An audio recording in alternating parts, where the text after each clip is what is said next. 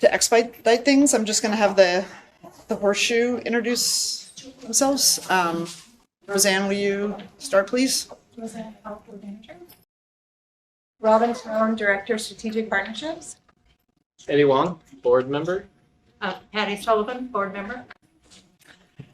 Director DePass, she's going to come back. Julia Brim-Edwards, board member and committee member. Liz Large, Contractor General Counsel. Rachel Lent, Paralegal. Board Member. Great. So we're going to start today's meeting with public comment. This is general public comment. I think we have some people signed up. Kara, can you share who's going to come up? This is 2 minutes, and Kara will let you know when your time is up. Yes. We have Jessica Lottie.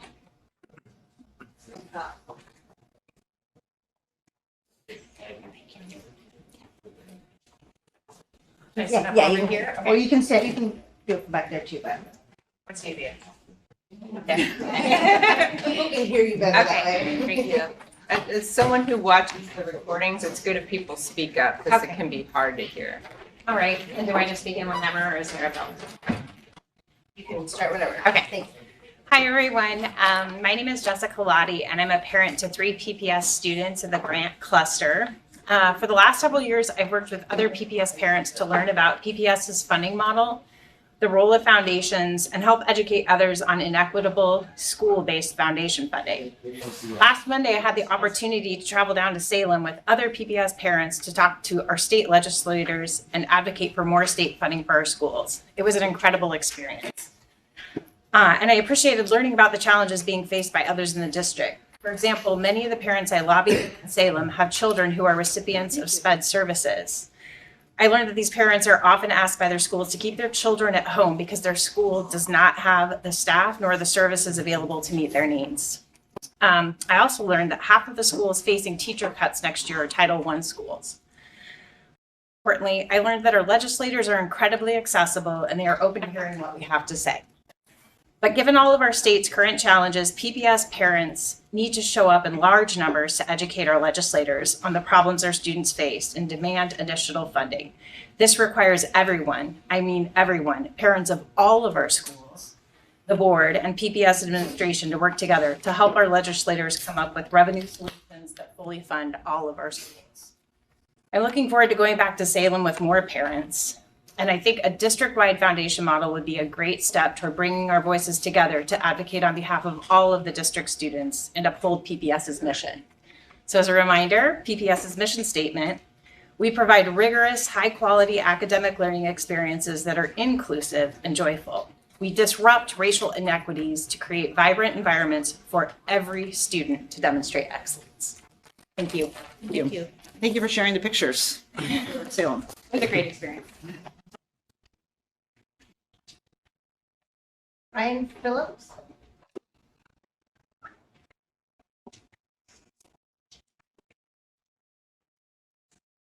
Chair Brim-Edwards, members of the committee, my name is Ryan Phillips. I am the father of a child at Hosford Middle School as well as Grout Elementary, and I'm also the Grout PTA treasurer currently. I was one of the authors who submitted for your consideration the district-wide foundation policy in the fall, and as you may imagine, I do support a district-wide foundation. But today I'm here to speak about how to get there from my experience as a policy analyst for the state of Oregon, as well as a professor of political science who for nearly a decade researched and taught courses on both politics and policy. The basic idea I would ask the committee and the board to consider is to set a deadline for transitioning to a district-wide foundation, establish the basic goals for distributing funds, and direct PPS staff to convene a foundation advisory committee that is representative of the community to develop the distribution formula. Decision-making bodies, such as the PPS board, often set the broad parameters of new policies and leave important decisions up to administrative staff who work with advisory committees to implement. There are good reasons for this. It provides professional staff time to work through the complexity of administering a policy. It gives stakeholders a structured opportunity to discuss, ask questions, provide input, and review decisions.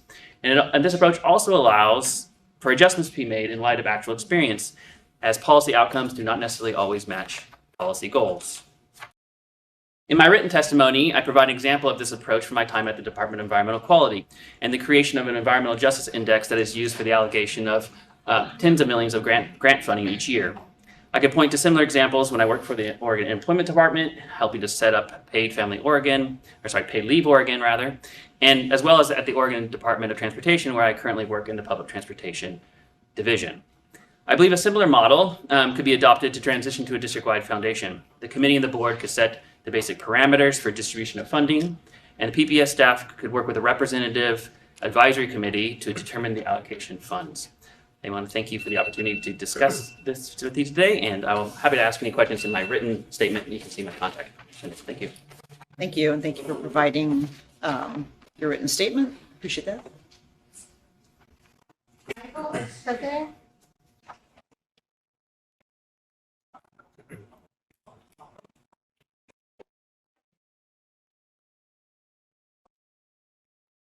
Thank you, Board. My name is Michael Eshday. I'm a high school graduate of Portland Public Schools and also Portland State.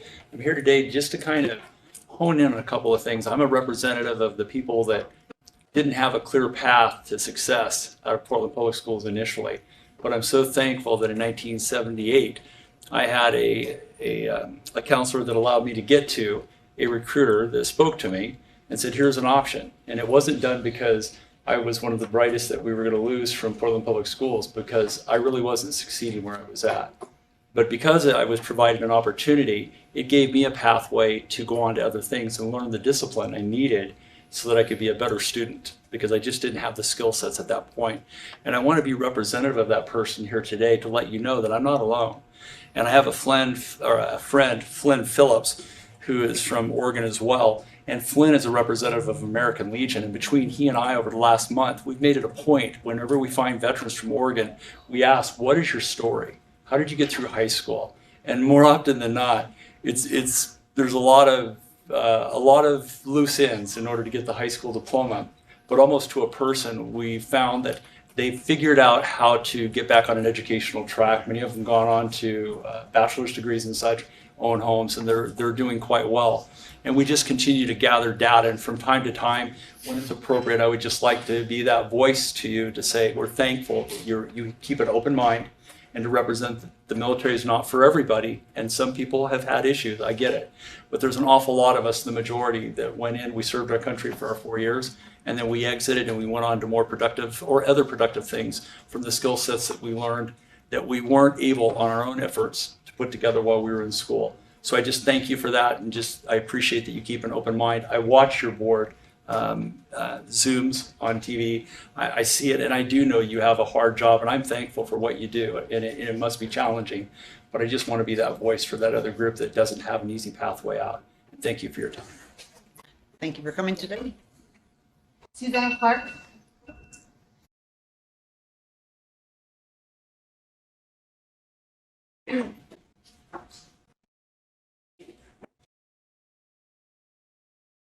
My name is Suzanne Clark, C-L-A-R-K-E.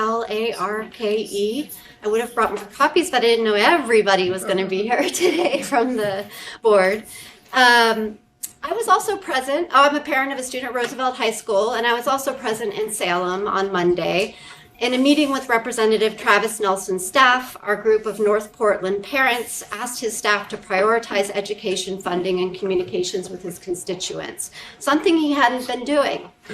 Maya just put before you Representative Nelson's latest communication to constituents. Advocacy works, but we must show up. And that's why I'm here to speak on foundation policy reform again. Merely editing the current policy with an even more complex set of rules would continue to treat PPS communities as different and not the same, and it would continue to place a price tag on equity. Yes, we're willing to accept inequity as long as we raise X amount of dollars.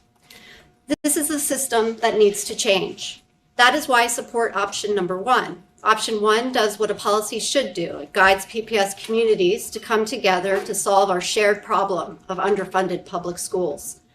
The new policy doesn't need to lay out how the funds will be distributed. Don't let the perfect be the enemy of the good. There are 1,000 ways we can distribute the funds. And with a new district-wide foundation, we don't know where the majority of funds raised will come from, and we shouldn't assume that we know. One thing is true, funding sources will most certainly evolve over time. And having spent time with parents from all over our district last Monday, I know we're a fun group, and I'm really looking forward to working together. Thank you so much for your time. Thank you, and thank you for going to Salem as well. Okay, thank you, everybody who came and shared your perspectives today with the committee. I want to note, since we started, you have returned. Sorry, I introduced you while you were. Oh, you did, yeah. Thank you. And we've had Director Green join us. He's not a committee member, but all are welcome to our committee meetings. It's full house. So the next item on our agenda is a agenda item we had on the last committee meeting relating to a revision to policy 6.20.043. And this is something that Director Green asked us to consider. And we had a brief discussion about it last meeting, and subsequent to that, Director Green asked that the committee was agreeable to add additional language to the policy that now is in green. I don't know what's on your screen. Pink. Okay. We're adding in consultation with and approval of the superintendent before the language that talks about a high school principal being able to establish a junior reserve officer training program as long as it aligns with PPS academic standards, policy, and administrative directives. We also, I think, gave everybody an opportunity last time around if they had questions that they could be asked in the meantime. You can ask them today also as well, but we also made sure that people had questions they wanted to raise, that they could do that in the meantime. Director Green, do you want to speak to the policy? I know you were here last time. I was here. You know me, I'm as a preacher, and I'm always willing to talk. Give us the short version. And so we have a tight timeline. Issue, I don't know how to do a short version, but I will just say that this policy is not directing us to create something that would send students down a track. These students go this way or those students go that way. What we're looking at is looking at our graduation portfolio and how we are establishing multiple pathways to graduation. This is a pathway. It may not be a pathway for all students. Every student is not going to benefit from this, and this is not something that every student should have to do. However, with that being said, it is a pathway, and for those students that would like to take advantage of this, then it should be available to them. As adults and as district leads, I don't believe that it's our position to allow our bias to prevent us from creating a platform or a path for what someone else could take advantage of. It's not our space to withhold information or to keep information from them simply because we don't agree with it or because we don't believe that it aligns. Our objective as educators is to educate, inform, and provide opportunities so that the student can in turn make a decision for themselves as to what's going to best benefit them, not what's going to best benefit me and what I believe. And in doing so, this allows us to put something out there that we may not agree with, but the student that needs it should have access to it. And that's what this allows us to do. Great.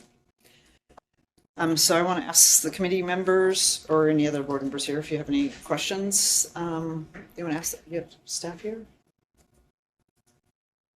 I had some questions, and I've done as much gathering of data as I could. So I've spoken with you briefly. I've spoken with members of the community that are very much not in favor of this. And I started out myself not being in favor of this access, just based on my own bias. And I tried to, going back to our time at Harvard, think about really listening to people that are sitting across from you that you don't agree with. And so I've had an opportunity to exercise that with this policy. I personally don't agree with it, and as the mother of 2 boys, would not want them put into a position where this is like an attractive offer in front of them. But some of the other stories I gathered were from a couple of superintendents around, including Super Gigi, and 2 other superintendents around the country. And what they said was, it's not for everyone. It can provide another pathway to graduation, and it can teach. The data show that the students that enter into those programs have better discipline and study habits. It helps them get through school. And that was a really compelling argument for me. My concerns were around kids of color, Black kids in particular, having no other pathway but the military, and the statistics about the military aren't favorable for people of color. Black people can be harmful.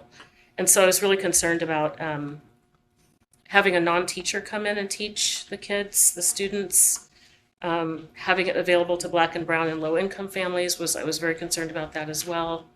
And I think now I've come to the point where if there were some guardrails around, including the superintendents, I like that addition, consultation with an approval of the superintendent, but I'd also like to see some guardrails around who is in the building, and that there aren't necessarily any active recruitment activities, but rather it is an opportunity to increase discipline and study habits. So I was very concerned that it would be offered at our lower income high schools, frankly, and not at all of our high schools. And again, what's compelling for me is it's offered as a menu of options for the kids like my son, who had probably the lowest GPA and PPS at the time. It might have been something he would be concerned with, whether or interested in whether or not I am as a parent. So I'm still also very curious about. I'd love to talk to. There's a school that we visited. I think it was in Tennessee. I don't know who else was here with me, but where they had uniforms on. It was in Nashville, Tennessee, and they had a program similar to that. I can't remember. It was one of those mini conference trips. So I just have concerns about like the operationalizing of it. Well, I do know in Director Wong's committee, there's a discussion about more of the content versus what more of the content. If that's, are you on that committee? The student success, no, I'm not. I'm interested in it, but it's another commitment. Maybe Director Wong can invite you to. I think it's on. You're invited. I think it's. Thank you. So the content, yeah, it's interesting. So if we know that the content is good for students, why wouldn't we just do it as a district, without the military? Well, I think.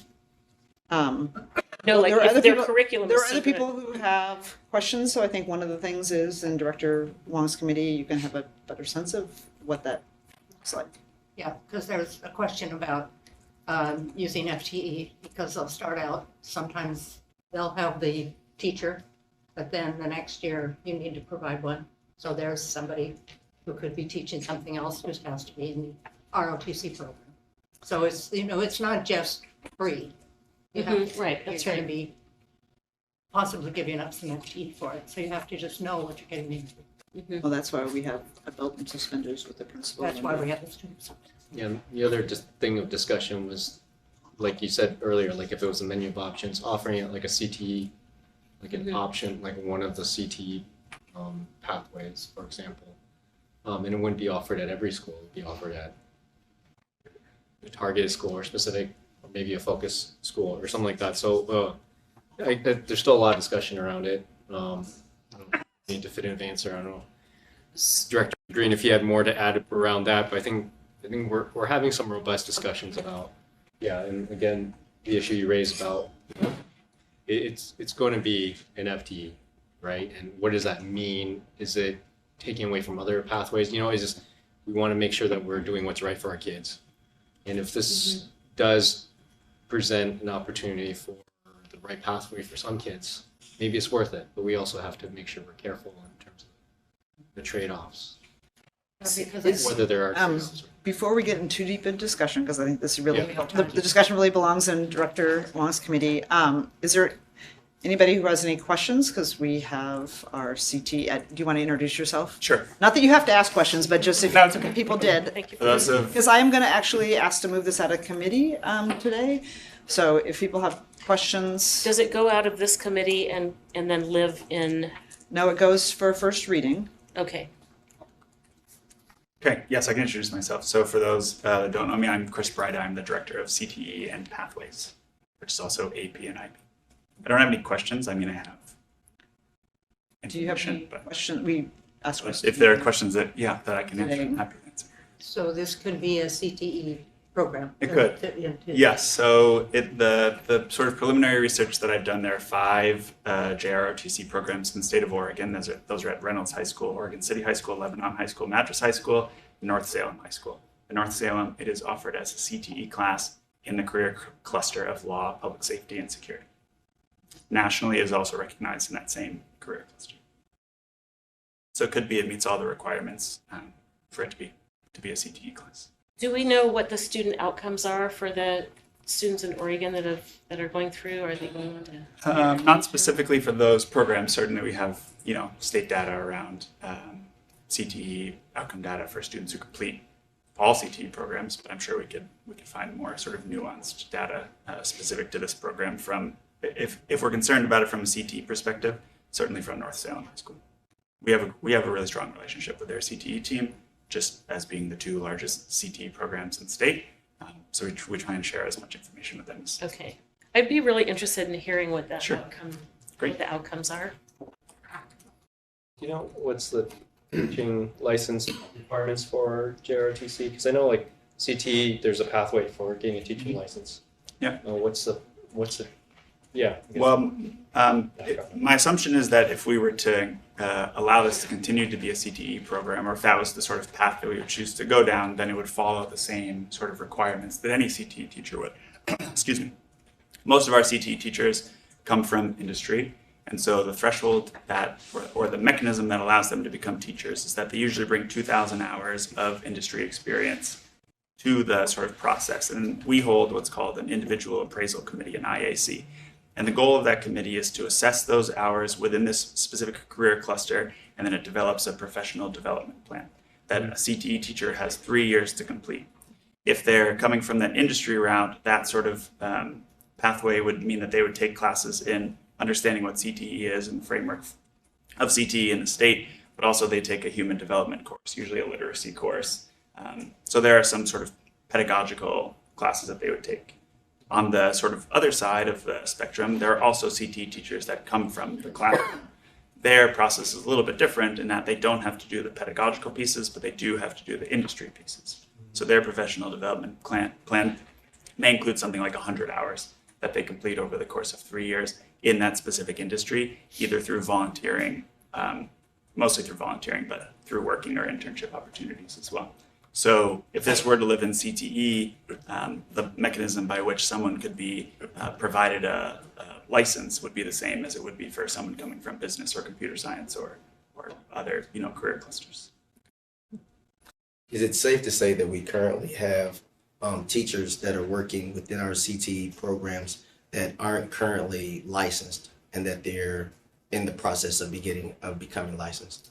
No, they're all licensed, but there are sort of like Licensed teachers?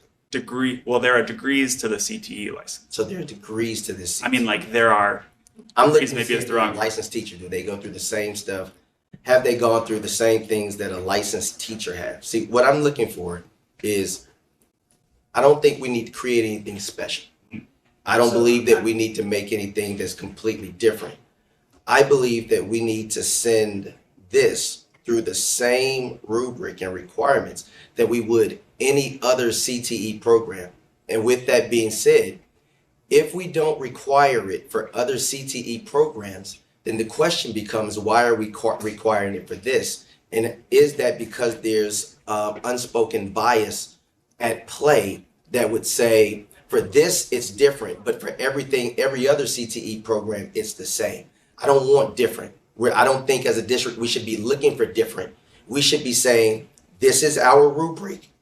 This is how it works to be a CTE, whether it be with the policy, whether it be with the teacher, whether it be with anything else. And we're saying, if you can make it fit within these confines, then we can do it. Otherwise, keep it stepping.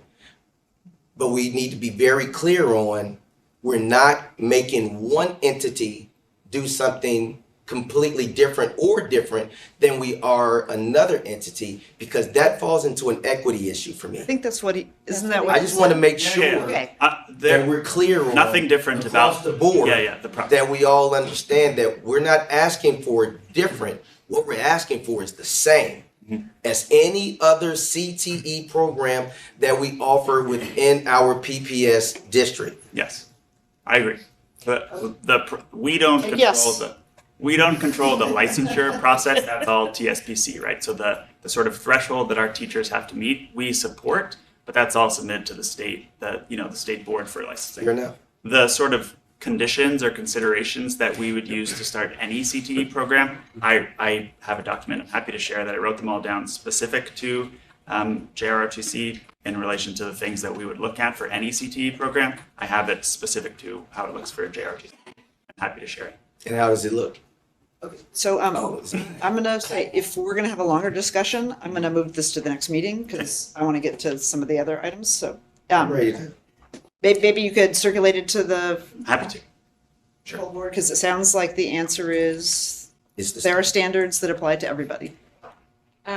Along with the outcome data, can you share, so outcomes and just outcomes in general, but also how many people go on into the military and how many people go on to higher ed? Great.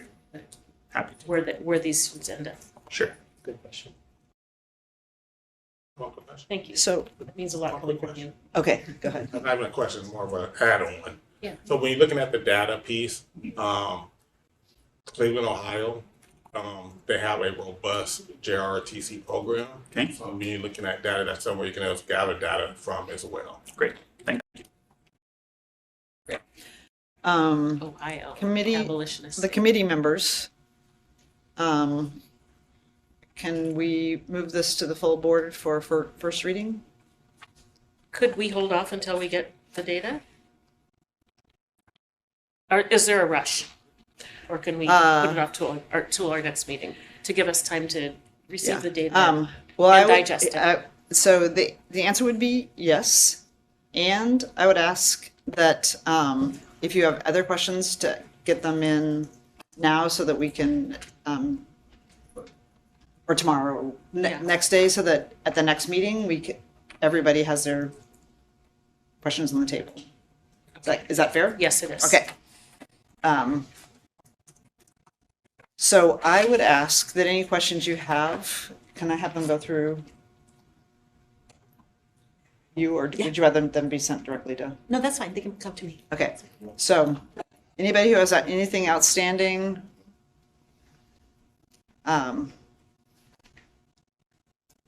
Okay, I'm looking, What's that? Oh, I wasn't sure we were done voting. I thought, I'm not in this committee, so I all don't. right, we're gonna wait till Michelle, Director at the All pass gets of her. us are gonna get the data, the outcomes data. I am gonna move it next meeting unless there's some substantial reason why we shouldn't. That's fine. Okay. I'm going to try again on the next policy to see if we can move it out. And again, if this is going to necessitate a longer conversation, I'm going to move it to the next meeting. It shouldn't though, because we had a discussion about this last time, the diploma requirements.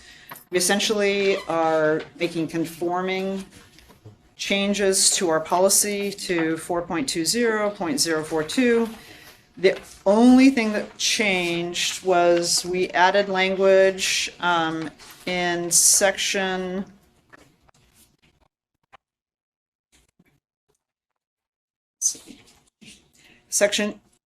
E. We didn't even add language, we added a footnote. So the last version we looked at, section E, which is, well, I'm sorry, 1E, which is essential skills.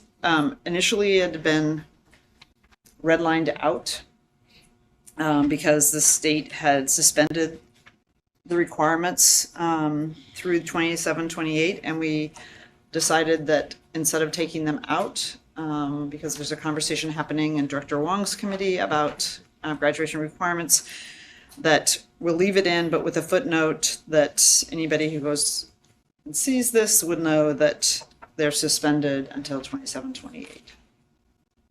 So that's the only change from last time. And again, so that we would like to move this out because that way, if people look at the policy, they know what our current graduation requirements are. And that will allow Director Wong's committee to continue having a discussion, but in the meantime, people know what the state law requires. Yeah. That work? Sense of the committee members of moving it out Yes. today? The recommendation, can we have a first reading at the next board meeting? Great, okay, thank you. Well, not tomorrow, but the next. Right, I'm sorry, yeah, next one. Okay, so the next item on the agenda is the policy 7.10.020, individual school or program fundraising. And I'm just going to briefly walk through the documents that I'm noticing. The grid. Is that There the, you go. Thank you. So I'm going to walk through the documents that are posted, and then they're not all ones we're going to actually use, but I want to make sure people know they're there. So first is a document that's titled Funding of School-Based Staff. It just has the current state of school and district-based fundraising, and then some options of things we could do. And then there is a June 17th, 2022 report of some community engagement. These are the two roundtables that have been referred to that board members and partnership staff invited people to attend and participate in. There's also a summary of the principal survey that was conducted. So that's just another piece of information. And then there's option 1 and option 2, and we'll walk through those in a few minutes. They're revisions from last committee meeting discussion. And then there is a more robust table that it's almost complete that I put together built off of what we saw last time with more information, and this is somewhat in response to your question, Director Sullivan. But this is more of, because options 1 and 2 actually have a little bit different language now on the distribution, which is leaving it to now to the board to make a decision or to recommend the distribution. But I thought it was worthwhile sort of talking through some of the examples of other districts in the state and what they do, their size, the type of foundations they have, and whether they allow funding for FTE or not. So just at a very high level, I'm just going to walk through it, and we can have a longer discussion, but later. But this just gives you an example like what other districts do in the state. Some that are like us, and the other ones that aren't, but that actually they're much smaller, but they do allow fundraising for staff, but at a district level. So like PPS, we all know what our system is. So Beaverton, similar size district. There's no individual school affiliation organizations can raise money to pay for staff. They have a foundation, BEF, that they basically district-wide raise money, and then they provide grants. I've done a fair amount of work with them, just in my work out at Nike. But they try and fund projects at each individual school, but they're more teacher-driven. A teacher comes up with a project, they apply for a grant. It's all application based. Yeah, but it's grant based. It's not, you're not paying for a classroom teacher. It's usually like a program that they want to run. No FTE.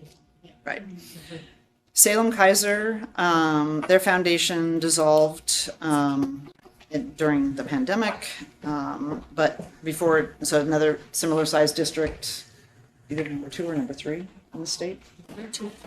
Number 2. And I also tried to write what other funding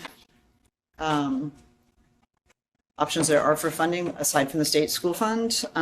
It's worth noting that Salem not only didn't allow individual school affiliated organizations, but they also have no local option. And I added the bond in because even though that doesn't pay for FTE, it because of a change in law, I want to say in 18 or 19, things that districts used to use their operating dollars for, either for staff or in this case technology or curriculum, now can be put on the bond. So it took some pressure off. So for PPS, we were allowed to pay for all our curriculum instead of having it be, are we going to do curriculum or teachers? So that's why I had this column. But Salem Kaiser has no local option. They do have a bond. I think it's very building related. Tiger Tualatin, smaller district, but they are included because their foundation does raise money for FTE, but it's at a district-wide level. Another thing they have somewhat similar to PPS is PPS has a median household income of $87,000. Theirs is $83,000. And they also have a local option levy. So Lake Oswego, they have a local option and a bond. Their median income is much higher than PPS's. They do allow the raising of funds for FTE, but it's done, again, district-wide. They have a policy that does not allow individual schools to raise funds for FTE or to allow foundation donations to be earmarked for a specific school. Westland, Wilsonville, they have a local option and a bond. Like Lake Oswego, their median income is much higher. They raise not very much money in their foundation, but they do raise funds district-wide for staff. But they also are very explicit that they, if you're going to raise money for staff, it has to be through the Westland, Wilsonville, so through the foundation. Hillsborough, it's a medium or one of the larger districts in the metro area. I've had a fair amount of interaction with them. They do district-wide fundraising, and they do innovation grants. It's closer to the Beaverton model where people can apply for them and get them. They have no local option, so it's really the state school fund is their main way that they pay for staff. One on Tiger Tualatin, where it says every school in the district gets the same amount of FTE based on how much is raised in each school or raised in the whole district? The foundation. Okay. Stated, huh? So they raise a fair amount per student. I mean, they raise, actually, for a district 1/4 the size of PPS, they raise almost the same amount. Julia, I think that's since 2006 though. So I think Pardon? their data on their website says the 2.7 million is from 2006 to now. So it's not. Not if you look at their ProPublica annual reports, their 990s, that's the annual. Yeah, it's sort of contradictory. It's like. Okay, we can. Yeah, anyway, we need to look closer. They don't allow any. They give every school half FTE a 0.5 FTE every year in the district. Yeah, so their annual report says I 318,000. looked at it this weekend. It's not really enough for. We'll calibrate it up and It says the revenue for 2022 is 2.2 million. Anyways. Okay. For which district? Tiger 12. Okay, not 2.7, some of those. It's For 2022. We can call Or it. we can that's pick- why there's the big draft watermark. Yes. Doesn't have to be. I mean, the draft. I think it's important to note that during the pandemic, everything was different. I talked to their ED last week. I'm just going to ask that we keep the conversation at the horseshoe or the table. I think partly what this is designed to show is there are most foundations don't allow funding, don't have funding for FTEs, but if they do, it's not at the district-wide level. And if anybody notes anything else they want to correct or change, let me know and we'll get this. Get the watermark removed. I believe in watermarks.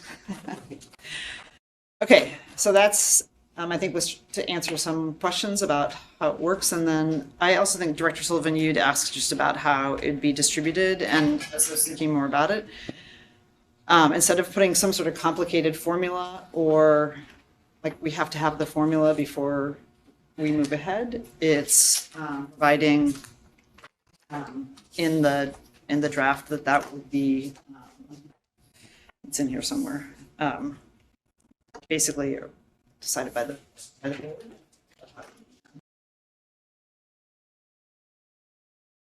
Before or after they raise some money? Well, I mean, It's like we really can, hard to know. Yeah. we can, I mean, generally, Yeah. probably said it before would be the normal practice. But again, this is designed to be more higher level. So maybe, so let's get to the two drafts. So last time it was a smushed together draft with a section that was, I think, highlighted or in a different color that was like, okay, here's two different models that you could do, but it was all in one document because there are a lot of similar features. So why it's now two, it was confusing, frankly, to have it in one. So what the difference between the two is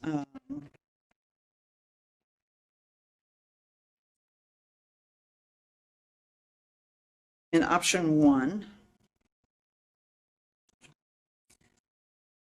there's a paragraph that starts with equitable fundraising for staff and contracted staff that goes down to registration, so that that paragraph is, or that section is in, maybe I should number these to make it easier. It's like the fourth Is paragraph. only in option one, and option two is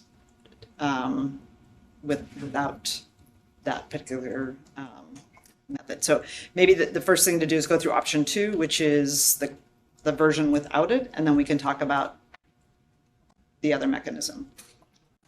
Option two. So in option two, the first paragraph is pretty much a statement of values. This is pretty consistent with the last version we saw. When we go down to I'm just noticing this is go down to the next paragraph, the local school foundations and school or program fundraising. There is the statement about the fund for Portland schools or another designated fund. And the reason that we had the option of another something else designated by the board is that obviously as a separate 501c3, the board can't tell them what to do. And so if the fund decided it wanted to do something different, then the board could have another designated fund to be the vehicle for a district-wide foundation. Okay, that confuses me. So you're saying So the if we board want would to, not have, if we have district, this is establishing a district-wide foundation. And one of the other provisions is that the board of directors be representative of the broader school community. Is that the Fund for Portland Schools is a 501c3 and that has a separate board of directors, so we can't necessarily tell them what to do. We need to enter into like a new operating agreement if we were to change that. And so the question is if they were like, we want to continue doing this, something else, versus being the district-wide fund, that we could designate another entity.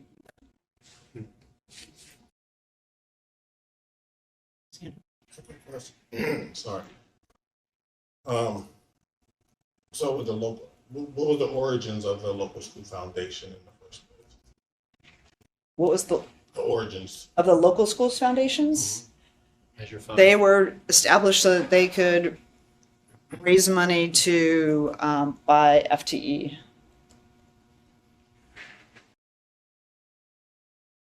Okay, maybe I'm talking about the mechanism that the money is going in. Sorry, I'm talking about the mechanism that the money is going in. If I don't, you mean the Fund for Portland Schools? right. So when the Portland Schools Foundation, when it was founded in the mid-90s after ballot measure 5, they set up where they were the umbrella fiscal agent for individual school fundraising to buy staff, which was allowed right after measure 5. I thought they couldn't buy staff at first. They could. And then I'm trying to remember what year this was because I was on the board. The Portland Schools Foundation then became All Hands Raised. I was on that board at the time, not the PPS board. And when they transitioned to All Hands Raised, it became not just the Portland Schools Foundation, not just about Portland Public Schools, but it became a Multnomah County, so all of Multnomah County. So that's still All Hands Raised mission. And then, and you can help me out, remember Liz, in 2018, they were like, we're not going to do this anymore, that the PPS portion, because they were doing their county-wide work. Sorry, Gary, that was a complicated question. They were doing their county-wide work, and they still had these like individual school funds for PPS. And they're kind of like, we want to hand this back to you. And PPS said, Robin probably knows the granular detail. Yeah. say, were you here in 2018? Because, Yeah, okay. yeah. Okay, but Gary.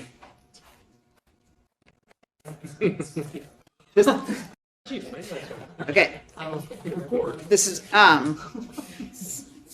so then it became, they reached an operating agreement between All Hands Raised and and PPS to establish the Fund for Public Schools so that they could shift those individual affiliated funds. It wasn't a separate 501c3, it was basically the umbrella. And so they could shift them over to PPS. And the fund for PPS was, the purpose is for it to support the money that's coming in there for the purpose of Portland Public Schools. Well, it was mainly to purchase, so they did two things. They purchased the staff on behalf of individual schools, and then they also did the equity grants. And the intent was for it to do more than that.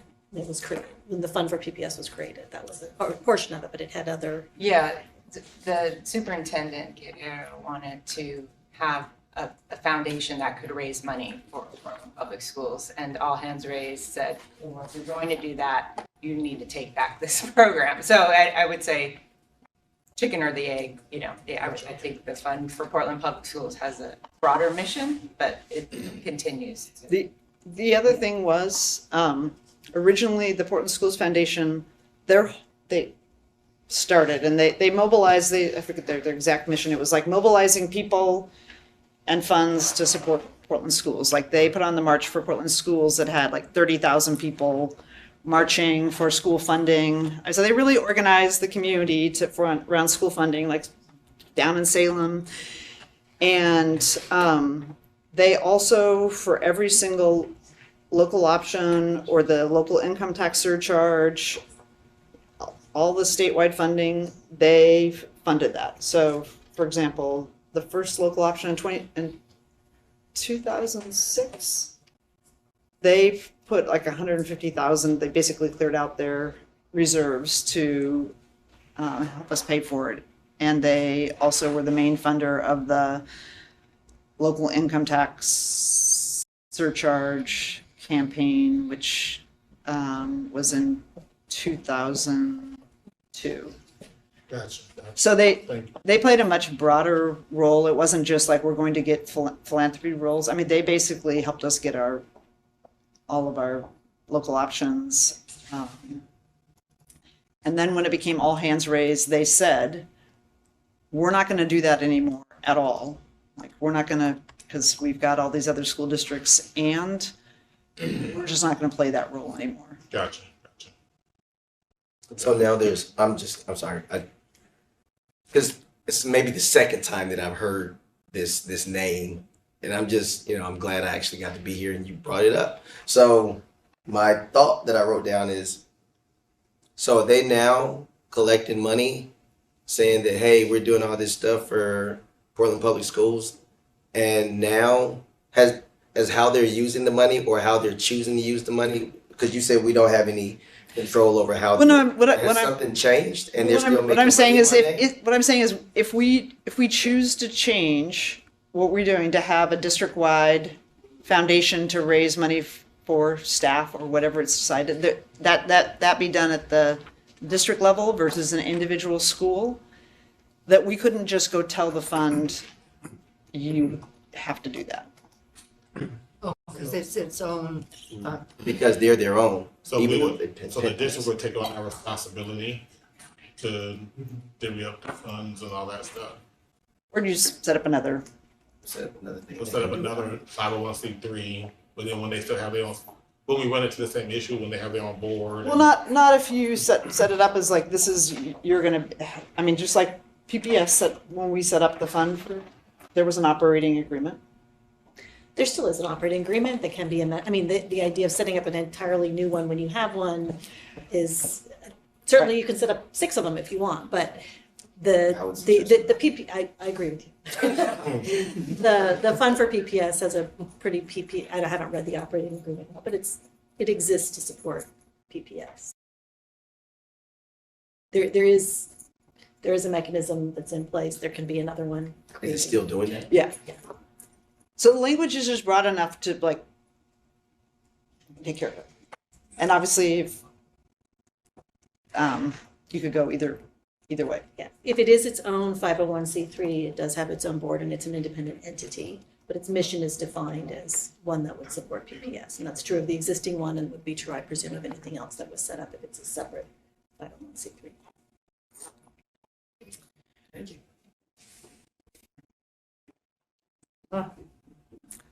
Okay, so I'm gonna keep going.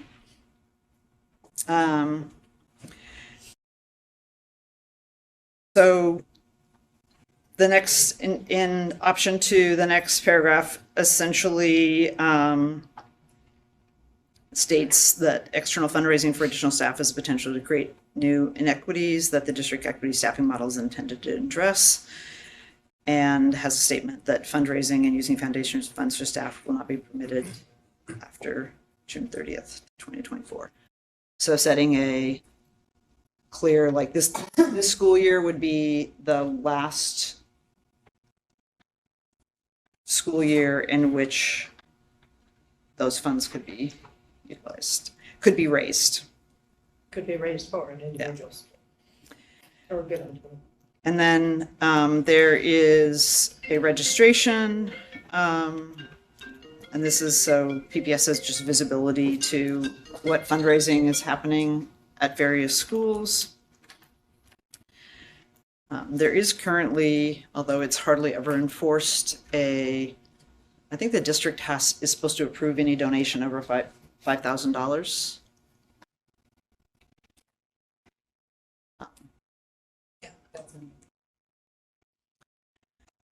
Again, just to provide some sort of visibility and structure. Did Then you say that was enforced, or we don't know? I don't believe it's enforced. It's supposed to like be approved. Like if somebody said, I want to give MLC or Benson $5,000. Start World War III over Roosevelt, here. Cleveland, Lincoln, Washington, Monroe. that it's supposed to be approved. I forget what policy it's in, but it's supposed to be approved, but it's not now. But this should give us more visibility. And one thing that happened is over the last 10 years, when all hands raised into effect, some individual schools set up their own separate 501c3s that the district doesn't have a lot of visibility into at all because it doesn't even run through the fund for PPS. Was that in like a reaction to? So essentially, then they just I mean, it's kind instead of of skirting.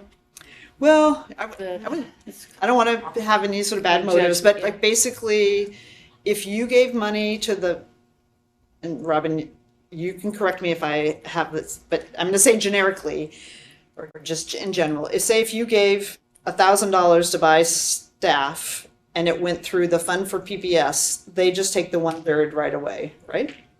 I mean, because the only money going to the fund for PPS in those individual schools are for staff, right?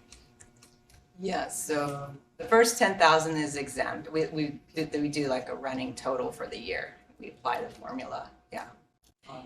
Entire amount. But if you have your own foundation that doesn't go through the fund, essentially you say, we want to fund that staffing position. The district says how much it is, and then you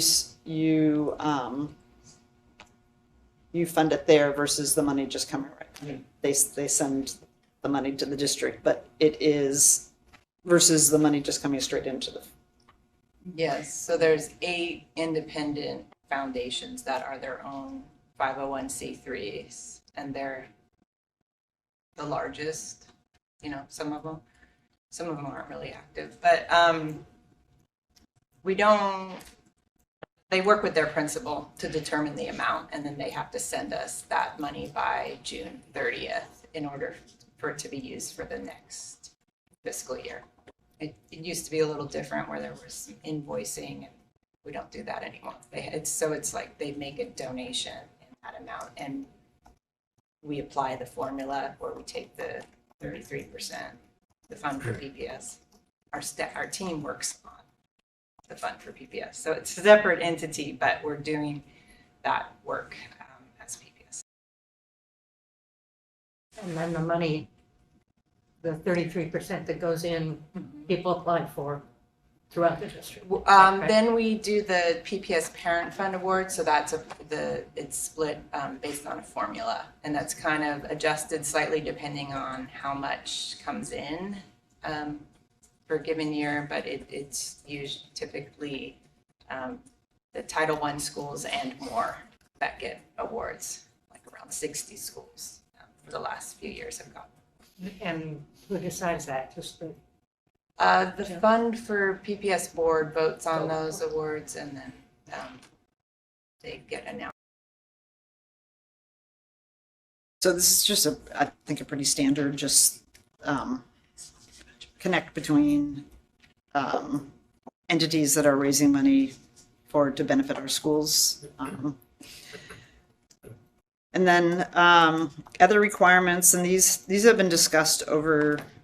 Well, Julia, can I ask one more question? Sure. So if you're raising money not for staff,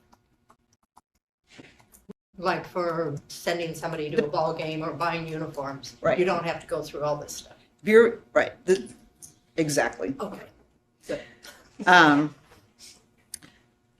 So fundraising, then other requirements, and these are all things that have been discussed for almost 4 or 5 years. Well, most of them. So include anybody who wants to participate. So this is the, school communities where, some families can't pay for they want to participate, but can't afford a $250 ticket. So this is inclusionary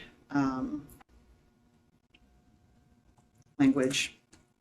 And then the next one is not communicated expected per family or per student fundraising targets. So there are school-based fundraising is happening that says if you have, one child, this is what we expect your family to contribute. Or if you have 2, here's what you would contribute. So again, we're a public school system. Not You setting, shouldn't get like an $800 bill at the beginning of the year. including third bullet, include and inform the broader school community about fundraising decision-making processes, especially including families for whom education equity programs are meant to benefit. And then the last one, I don't know, it's just like even I don't want to say it's a throwaway, but like, of course, we'd expect everybody to follow district policies, administrative directives, and other requirements.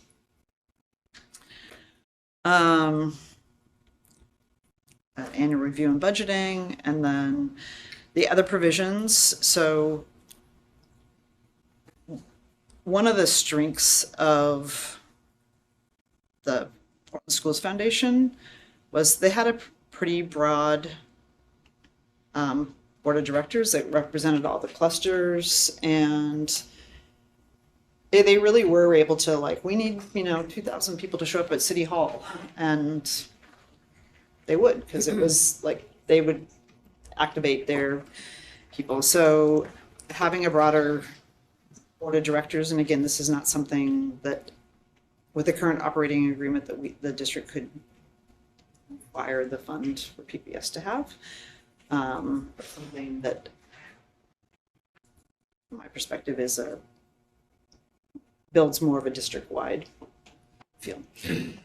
So I'm gonna briefly talk about option 1, and then I'm gonna cognizant of that we have a hard stop coming up. So option number 1 is pretty much the same language with the exception of the section in the middle. And this tried to recreate in some ways, although you can't, the potential of the district budgeting for each school to have some discretionary funds. And one of the benefits of the foundation funds and being able to pay for staff is it frankly is very driven by the school. Like, we want to make sure we have a full-time art teacher, so we're going to pay the 0.3 FTE so they can be full-time, or we want to have an EA in both the first grade classes. When you look at the amount of money that schools get, sometimes it's misleading because it's like a school may get a lot more money, but also title schools and other schools have a lot more requirements on how that money is spent. So it may be like, you may want to have a full-time art teacher, but you're going to have you're going to use the extra FTE that you have through the equity formula to provide this particular service or to fill this position. And so the schools that have discretionary funds have a lot more flexibility in those spending that additional money.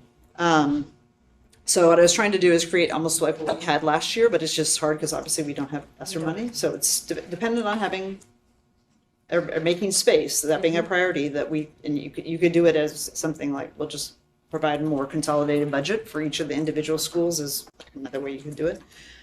And can I ask, so that was a $70,000, that was an equal distribution throughout the system? It was 100 and, I mean, last year it was. it's more funded on this, and I think it's But I was talking about in option one. actually, so, actually, this is the wrong version. But the version I thought I sent over. Yeah. Actually The one had, that, it says 70, I think, Yeah, 70,000. in mine, okay, this is My the version. wrong version. the That's version okay. that was posted. I don't That's know. okay. This is what's posted, the version that's posted is 70,000, right? Yes, it is. Okay, thank you. That's the She version may I have meant. printed them But early you see this it's in morning. parentheses, it's like, okay, so last year, it was 120, 110. Yes. And then there was, so that's how much each school got, and then they got $11 per student. Mhm.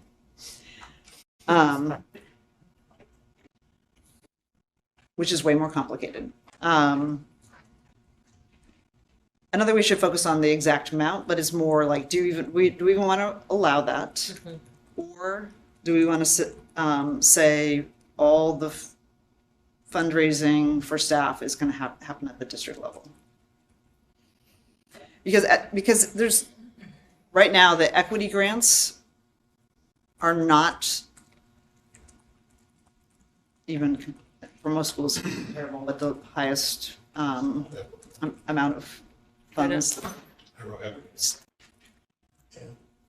I'm just saying they're not real equitable. No, it's like 20, well, they can range anywhere from 20 to 60,000 depending on how much money everybody else raises, but it's not the same. So really, I say, I tried to come up with a way in which you could have that other as a secondary option if you still wanted to allow schools to raise money, but then also have it be more equitable. Okay, I'm stuck on when I look at the FTE at different schools. The schools that can raise the most money have really high FTEs. I mean, like one teacher to 26 or 30. How they actually have. And the ones that can't raise so much money, like 1 to 14.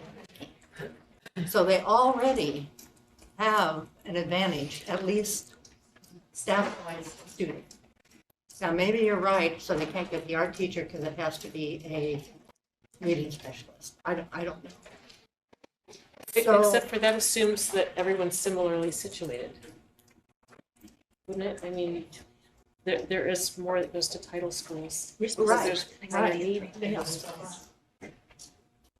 And so, I mean, it's not a straight So for me, one-to-one if relationship. it's like if you're raising money so everybody can have a library, so you're looking at librarians.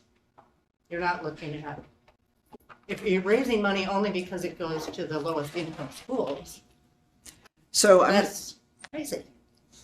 It's got to be where the need is, well, then, in my opinion. but that is where the need is. But is it? Well, it is, because if you look at student outcomes The student and, But Is it's it- just putting more FTE what makes the student outcomes change. well, That's I would hope so, since a highly qualified teacher usually is what makes the biggest the difference. Since- highest qualified, but not necessarily the smallest classroom. Yeah, it's So- complicated. well, It's there's a lot of a other combination, right? Um, Well, I just one comment. I know we have time.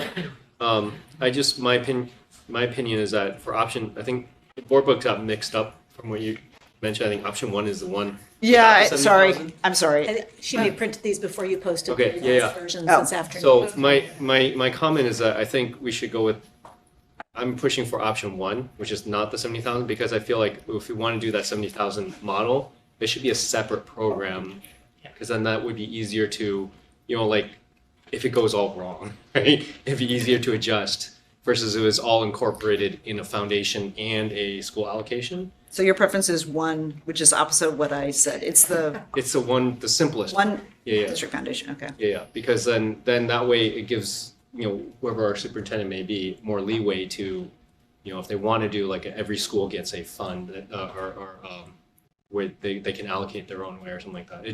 I think it just kind of keeps it cleaner. Not only that, but option 2, I think the 70,000 has anyways, I know I have a limited time, so I'll just cut myself off there. I think I have a lot of questions about that, but I'll save it. Okay. What I'm gonna ask, go ahead, committee members is like, send me whatever questions you have, or if you had, actually send them